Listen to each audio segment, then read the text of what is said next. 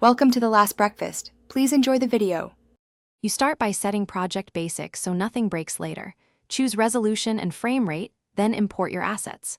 Once done, drag footage and images directly onto the timeline and arrange primary layers in order of importance.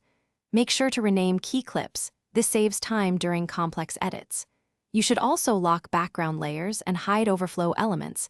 This prevents accidental edits and keeps performance smooth. By organizing now, you avoid messy timelines and speed up the precise adjustments coming next. You'll now craft motion and polish. Begin by trimming clips and setting exact and slash-out points, then split where transitions or effects should start. Next, add keyframes for position, scale, and opacity. Place them at logical beats and apply easing to avoid robotic movement. Once animated, layer effects like color grading or Gaussian blur and experiment with blending modes to enhance depth.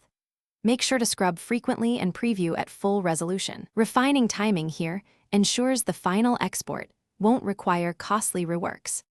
You finish by exporting with correct codec and bitrate so quality stays intact. Select MP4H. 264, match the project resolution, and pick a bitrate appropriate for your platform. Before export, confirm audio sync and normalize levels. Mute any silent tracks to avoid duplicate sound. If export fails or stutters, clear the app cache and try a lower preview resolution. Alternatively, render in segments and stitch them together. One key tip: if animations jitter, check keyframe interpolation. Thanks for watching. If this was helpful, leave a like and consider subscribing. See you next time.